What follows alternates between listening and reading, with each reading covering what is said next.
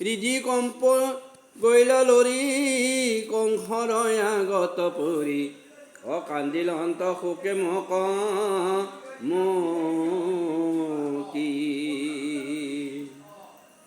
যেতিয়া দৈৱকীৰ অষ্টম পুত্ৰৰ জন্ম হ'ল, সেইখিনি সময়তে যেতিয়া সেই দুৱৰীবিলাকে ৰজাক বা কংসক জান বা বাতৰি দিছিল, দিয়াৰ লগে লগে কংসই এজন দৈত্যৰ নিচিনাকৈ বিৰাট ভয় লগা ৰূপ এটাত দৈৱকীৰ ওচৰত আহি উপস্থিত হ'ল।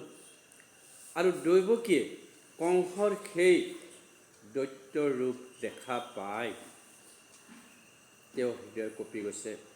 কঁপি যায় কংসৰ আগত কান্দি কান্দি ক'ব ধৰিছে, ৰাম দন্তে খেৰ তুলি ধৰি অনেক কাৰ পুণ্য কৰি মাগন্ত সুন্দৰী জীৱ দান একে স্ত্ৰী জাতি আই আৰু তোৰ ভগিনাই কোনো হতে দদালৈবি প্ৰাণ।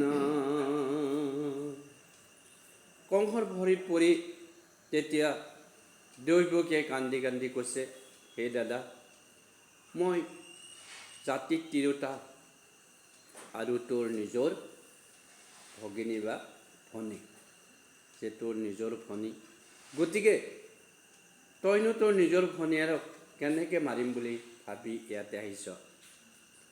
ৰাম মাৰিলি অনেক পোক কন্যা খানি দিওঁ মোক হেনবা মই সন্তাপ পাহৰ একে আছো দগ্ধ হুই দুনাই নজ্বলাবি জুই দাদা তোৰ চৰণত ধৰ। দৈৱকী কান্দি কান্দি কৈ আছে যে এই যে পুত্ৰ শোক পাই আছিলোঁ মই, 6টাকে পুত্ৰ মৰি গৈছে নহয় আগতে, গতিকে সেই শোকে মই পাহৰিব পৰা নাই। এতিয়া যিও মোৰ এজনী ছোৱালী জন্ম হ'ল, এই ছোৱালীজনীক লগত লৈয়ে মই সেই আগৰ দুখবিলাক পাহৰি আছোঁ। কিন্তু এইখিনি সময়তো তই মোক মাৰাৰ কাৰণে বা সন্তানটোক মাৰাৰ কাৰণে যেনেকৈ আহিছ, গতিকে তোৰ মই ভৰিত ধৰিছোঁ দাদা, মোৰ অন্তৰত আৰু জুই তই নজ্বলাবি। ৰাম কনিষ্ঠা ভাগিনী মই সন্তাপত পৰজয় অপৰিত্ৰাণ কৰা হেন জানি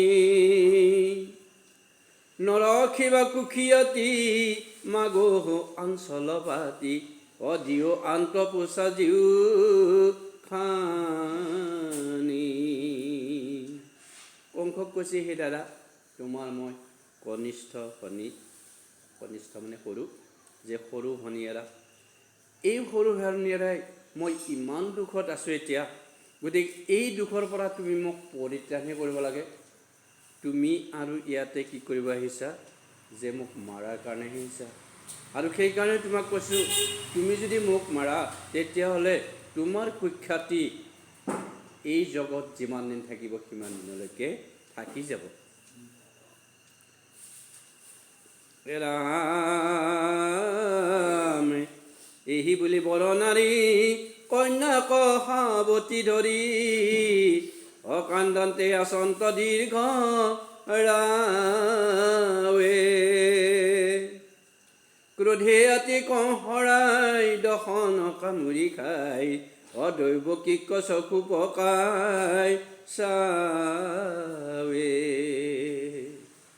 সেইখিনি সময়তে সেই কংসৰ ভয়তে ছোৱালীজনীক এনেকৈ সাৱটি লৈছে যাতে তাৰ পৰা কংসই কোনোপধ্যে আঁচুৰি নিব নোৱাৰে। এই কথাখিনিতে কান্দি থকাৰ পিছত কংসৰ আৰু বেছি খং উঠিল, আৰু কংসৰ খং উঠি তেতিয়া কি কৈছে, তেওঁ দাঁতেৰে কামড়ে কামড়ে তেতিয়াতো কবৰ দৈৱকীৰ ফালে চকু পকাই মানে চকুক চকুই চাই কৈ কবৰ আছে, ৰাম হায়ৰে পাপ স্থিচাৰী কুলক্ষানী কুলংগাৰী অকত তই বুজা আমাক এহি বুলি ভৰচন্তে আজৰি কলাৰ হন্তে দুৰাচাৰে আনিলা কয় না যে নিজৰ যেতিয়া বংশৰ মানুহে এজন মানুহক ধ্বংস কৰিব বুলি বিচাৰে তেতিয়া চবৰে খংটো থাকি যাবই। গতিকে কংসৰো সেইটোৱে খং যে তই মোৰ বংশৰ হ'লে কি হ'ল, তোৰ সন্তানে যদি মোক মাৰিব পাৰে তেতিয়াহ'লে তোৰ সন্তান মই কিয় জীয়াই ৰাখিম। এই বুলি কৈয়ে যে সেই পাপিষ্ঠ তই আমাৰ কুলৰে কুলাংগাৰ, গতিকে তোৰ গৰ্ভত জন্ম হোৱা সন্তানে মোক মাৰিব, এইটো মই তোক ক্ষমা কৰিম। এই বুলি কৈ হাতেৰে খুব জোৰেৰে সেই কন্যা সন্তানটি অৰ্থাৎ যোগমায়া কংসই টানি লৈছে। ৰামে কহাতে মুঠি কৰি দুয়ো চৰণত ধৰি অয়া ফালিলা শিলাতনি স্খলে হাতৰ এৰায়া তাৰ ধৰি ৰূপ চমৎকাৰ গৈলা দেৱী গগন মণ্ডলে। সেই কন্যা সন্তান আনি দুয়োখন হাতত ধৰি কংসই যেতিয়া শিলত আচৰো বুলি লোৱাৰ লগে লগে সেই যোগমায়ে কল্যাক কি হাতৰ পাই এৰা দি ওপৰৰ ফালে উৰি গুচি গ'ল। ৰাম তনুজলৈ নৱসূৰ্য আঠ অস্ত্ৰ আঠ ভুজ অদিব্য অলংকাৰ জ্যোতি কৰে অসংখ্যাত বিদ্যা ধৰি সেৱে নৃত্য গীত কৰি অস্তুতি কৰে চাৰণকে নৰে। যেই যোগমায়া ওপৰৰ ফালে গুচি গ'ল সেইখিনি সময়তে তাই কি হৈ গ'ল, অষ্টভুজা মানে 8খন হাতত 8টা অস্ত্ৰ আছে আৰু দিব্য অলংকাৰেদি সুসজ্জিত হৈ তেওঁ কি কৰিছে, সকলোকে দেখাই দিছে। আৰু যেতিয়া দেখা দিছে, দেখা দিয়াৰ লগে লগে স্বৰ্গত যিমান বিদ্যাধৰী অপেশ্বৰ আছিল সকলোবিলাকে তেওঁৰ ফালে চাই চাই কি কৰি আছে, এতিয়া স্তুতি কৰি আছে। কি বুলি স্তুতি কৰি আছে আমি এতিয়া পাম।